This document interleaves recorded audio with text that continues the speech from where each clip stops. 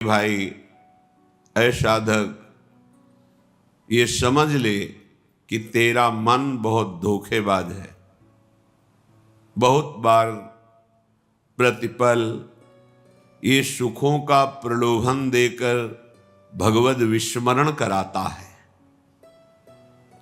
ये हम साधकों की बात कर रहे हैं। विषयी पुरुषों का तो समझना ही नहीं हो सकता, क्योंकि वो उसी को सुख मान करके भोग रहे हैं। धन कमाना इन किन प्रकारेण, फिर मनमानी इंद्रियों के भोगों को भोगना, तो वो समझते हैं हम बड़े हैं, हम बहुत सुखी हैं, क्योंकि हम जो चाहते हैं वो भोगते हैं। तुम सुखी नहीं हो, तुम भ्रमित हो। इंद्रियों की गुलामी करके तुम सुखी हो सकते हो?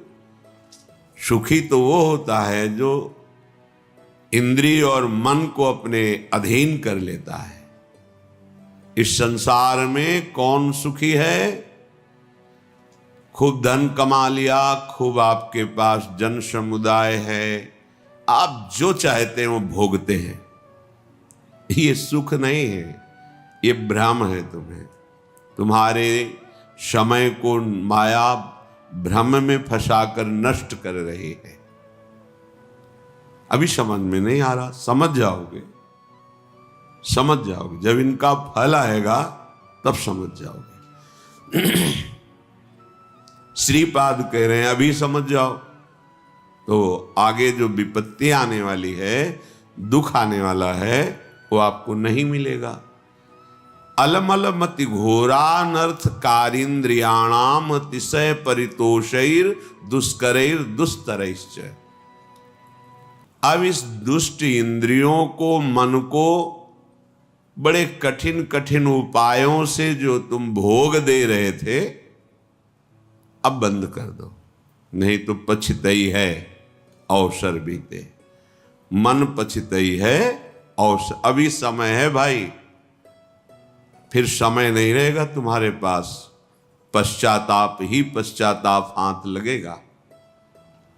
ये बहुत धैर्य पूर्वक समझ करके आप खुद देखना क्या मिला है। जब किसी पर तुम आसक्त होते हैं तो माया की चाल होती है। कभी वो ऐसी वृत्ति प्रकट करती है, वस्तु, व्यक्ति, स्थान, कि आप एकदम राग में डूब जाए।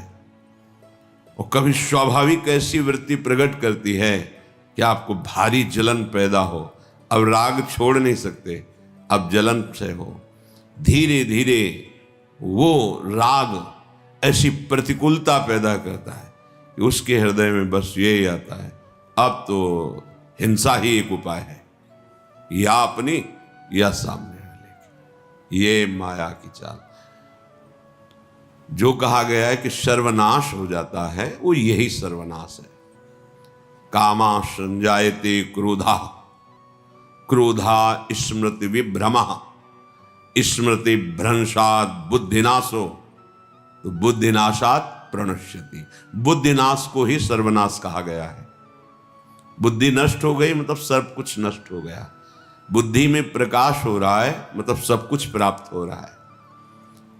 ये बहुत घोर अनर्थकारी इंद्रियां हैं, श्रीपाद कह रहे हैं। सच्ची, जिस समय हम उपासक की बात कर रहे हैं, उपासक एकाग्रता पूर्वक सही दिनचर्या 2, 4, 10, 20 दिन, महीना भर चलाएगा, एक आनंद की उमंगन आएगी। आनंद की उमंगन में वो थोड़ा बेपरवाह होने लगता है। जहां थोड़ा बेपरवाह हुआ, उस बेपरवाही में इंद्रियों से फंसा देती है। हंसी, मजाक, मनोरंजन। जहां वो इसमें हल्का सा फंसा, रास्ता बना दिया भोग का। जहां उधर लगा तो उसे लगा कि जीवन का लाभ यही है, गिर गया। जहां गिरा बस फिर जो दुर्दशा होती है वो केवल उसका हृदय जानता है। उपासक की बात कर रहा हूं। विषयी पुरुष तो उसमें गर्व करता है कि मैंने आज ये भोगा, अज्ञानी। लेकिन उपासक की जो दुर्दशा हृदय में होती है, सच्चा, इसीलिए कह रहे हैं अलमल मति घोरा अनर्थकारी इंद्रियाणाम मतिशय परितोषैर दुष्करैर दुस्तरैश्च। इनसे पार पा जाना बहुत कठिन है मन और इंद्रियों से। इनका दुलार करते करते तुम्हारी दुर्गति हो गई है। दुर्गति का तात्पर्य हम किसी बाहर प्रकरण से ना लें, अंदर से लें। क्या तुम्हारा चिंतन चल रहा है? देखो अपने चिंतन की दशा। कोई व्यक्ति होगा, कोई वस्तु होगा, कोई स्थान होगा, या राग में चिंतन हो रहा अनुकूल, या द्वेष में प्रतिकूल, जलते रहो। इस पावन समय को नष्ट करते रहो। यही नष्ट कर, यही दुर्दशा है। बोले भोगोगे तुम्हारी दुर्दशा होगी, तो तुम दुर्दशा को ले जाते हो केवल शरीर में कि कोई अंग भंग हो जाएगा। नहीं, वासनाओं की भीड़ जमा हो जाएगी, बुद्धि निर्णय करने में असमर्थ हो जाएगी, तुम शोक चिंता इन दुखों से व्याप्त हो जाओगे, विषाद से ग्रस्त हो जाओगे। कोई रास्ता ही नहीं मिलता। ध्यान रखना, भगवत शास्त्र विरुद्धाचरण करने वाले को शांति का कोई रास्ता ही नहीं मिलता। ये विषय बड़े बड़े ज्ञानियों के भी चित्त का अपहरण कर लेते हैं, बोधवानों का नहीं। बोध शब्द अलग है, ज्ञानी शब्द अलग है। जो ज्ञान हुआ उसका परिणाम है इंद्रियों पर विजय। श्रद्धावान को ज्ञान प्राप्त होता है और ज्ञान प्राप्त उपासक अपनी इंद्रियों पर विजय प्राप्त करता है। फिर जो बोध होता है वो परम शांति मचिरेणाधिगच्छति, वो परम शांति को प्राप्त होता है। पहले तो मानो ये बात कि तुम्हारा मन और इंद्रियां अनर्थकारी हैं। अब इंद्रियों को दुलार करना बंद करो। ये घोर अनर्थ पैदा कर देती है, घोर अनर्थ। वर्षों लगता है इंद्रियों को कब्जे करने में। कुसंग में कुछ मिनट में वर्षों के द्वारा शासन में लाई गई इंद्रियां एकदम फ्री हो जाती है। वर्षों की कमाई एक मिनट में गमाई। बहुत बड़ी चाल है इन इंद्रियों की। साधक उन्हीं इंद्रियों से खुशी चाहता है, आनंद चाहता है। वो देखकर मनोरंजन करके समझता है मैं बहुत विद्वान हूं, बहुत ज्ञानी हूं, बहुत चतुर हूं, हमारी कोई बात जानता। अरे किसी के जानने की जरूरत नहीं, तुम ही जान जाओगे। रोगे कोई आंसू पोंछने वाला नहीं मिलेगा। हमारी ये बातें कड़वी जरूर लगेंगी लेकिन बहुत मीठा फल देने वाली। यद तग्रे विषम्यु परिणामे अमृतोपमम। ये बातें सुनने में तुम्हें विष जैसा लगेगा, परिणाम में अमृत मिलेगा। विषय भोग प्रलोभन की बातें अमृत जैसी पहले सुनने में लगती, परिणाम बहुत भारी विषवत होता है। विदधदिव सशोको एन केनापि देह स्थित मधिवश वृंदारण्य में कांतरत्या। अब इन इंद्रियों को दुलार करने का प्रयोजन छोड़ो। पहले निश्चय करो शास्त्र सम्मत विषय सेवन करेंगे, अन्यथा नहीं। तो जो जहां है शास्त्रा अधिकारानुसार भगवत समर्पित विषय, यही सबसे बड़ा बंधन है। यही बंधन जिसे आप सुख समझते हैं ना, यही सुख भाव से इस ज्ञान समुद्र जीव को बांध लिया माया ने, जिसका कभी भी बंधन नहीं हो सकता। वो इसी सुख भाव से बंधा हुआ है। अगर दुखालय को दुख बुद्धि से देख पावे तो अभी भाग पड़े भगवान की तरफ, इसीलिए नहीं भाग पाता। बुद्धि है, प्रयोग उसका नहीं। अब जैसे भजन नहीं है तो प्रश्न आया कि आप कहते मनुष्य योनि बड़ी दुर्लभ और बड़ा, अब तो बहुत जनसंख्या बढ़ रही, तो कहां से आ रही?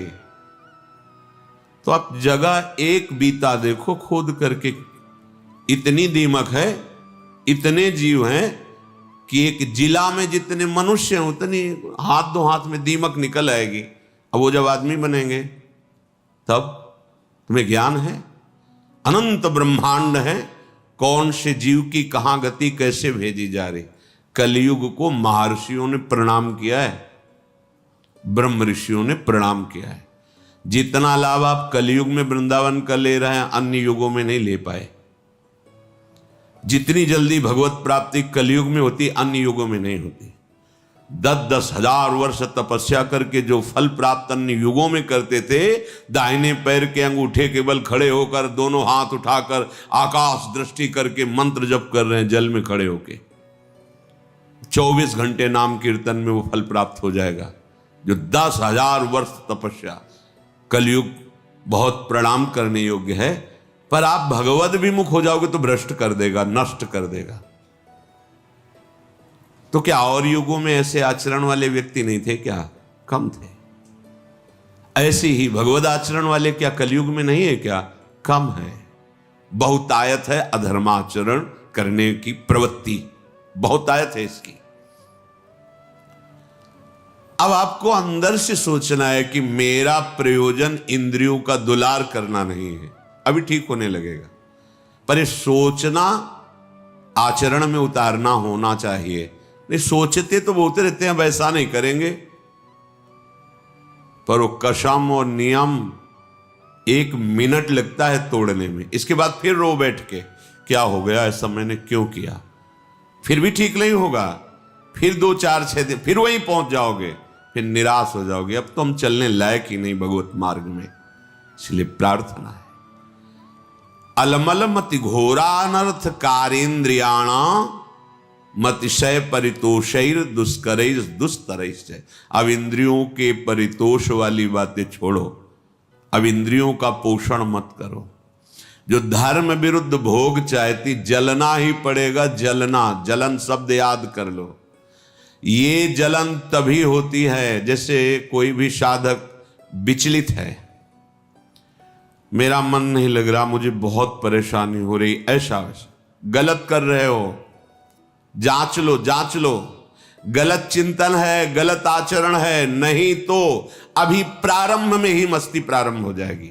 वो एक अध्यात्म की जो जलन पाप नष्ट करने वाली, वो मन बुद्धि चित्त इनको शीतलता प्रदान करती है। ये जागतिक जो जलन है, ये आपका आचरण गलत है कहीं, नहीं तो उसी मार्ग में चले हुए पथिक है। वो एक आध्यात्मिक जलन होती है। कैसे विकार दूर हो, ऐसा वो विक्षिप्त नहीं होता, प्रवीण होता चला जाता है। कैसे का उसको उत्तर मिलेगा, क्योंकि सही मार्ग में चल रहा है। जब आप गलत कर रहे हो, गलत संग कर रहे हो, गलत आचरण कर रहे हो, शास्त्र विरुद्ध वार्ता कर रहे हो, शास्त्र विरुद्ध चिंतन कर रहे हो, तब तुम्हें वो विक्षेप प्राप्त होगा, जिसके लिए तुम पागलपन प्रकट करते हो कि अब मुझसे सहा नहीं जा रहा, रहा नहीं जा रहा, क्योंकि आग बढ़ा दी तुमने, उसको फूस दे दिया, घास फूस जमा कर दी, अब ज्वाला बढ़ रही है, तुम्हारी गलती।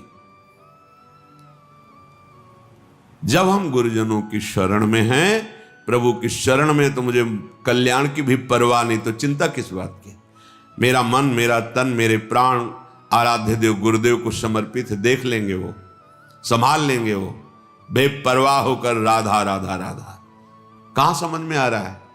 नहीं, इंद्रिय और मन की बात समझ में आ रही है, क्योंकि वो बहुत मुझे सुख देते हैं। स्पष्ट समझ लीजिए, गुरुजनों की बात और शास्त्र की बात इसलिए समझ में नहीं आती, ये पराये हैं। लेकिन इंद्रियां और मन, ये मेरे नहीं, मैं ही हूं, ऐसा अनुभव, ये माया का खेल, इनके द्वारा सिखाई बात सच्ची बात है। इनके द्वारा परोसा गया भ्रमात्मक भोग, ये सुख देने वाले, ये गुरुजन शास्त्र, ये अंदर की, ये मत घोरा अनर्थकारी, ये घोर अनर्थकारी बुद्धि है अंदर की। अब इसे सुधारिए, श्रीपाद कहे। क्या करे? बोले विदधदिवस सशोको एन केनापि देह, एन केन प्रकारेण, जैसे धर्म की कमाई से तुम्हारा शरीर निर्वाह हो वैसे चलो। गृहस्थ हो, विरक्त हो, आकाश वृत्ति, भिक्षावृत्ति, मधुकरी वृत्ति आदि, जैसे उससे निर्वाह करो। किसी भी का, अन्य का आश्रय न लो तो तुम कभी शोकातुर नहीं होगे विषयों के लिए। एक एक शब्द पकड़ने लायक है। अगर आप धर्म पूर्वक चलते हैं, धर्म की कमाई से नमक रोटी खाते हैं, आप चैन में रहेंगे, मस्त रहेंगे, क्योंकि भगवत मार्ग के पथिक है। गृहस्थ होते हुए आप अधर्म की कमाई कर रहे हैं, करोड़ों रुपए जमा हैं, भगवत विमुख हो, तुम्हें चैन नहीं मिल सकती, जिसे शांति कहते हैं, जिसे विश्राम कहते हैं, जिसे आनंद कहते हैं, स्वप्न में अनुभव नहीं हो सकता। करके देख लो, जल रहे, खूब करके देख लो, जलते ही रहोगे। ये पद, ये शरीर, ये भोग, ये वाहवाही, ये स्वाप्निक है, चंद मिनट की है। तुम्हारी वाहवाही क्या, जहां बड़े बड़े ताज उतार के रखते थे वो भी नहीं रहे। बहुत सावधान। ये अहंकार, ये इंद्रियों का दुलार, ये मन का दुलार तुम्हारा अनर्थ है, अनर्थ। समझ में नहीं आ रहा, समझ जाओ, निकल जाओ।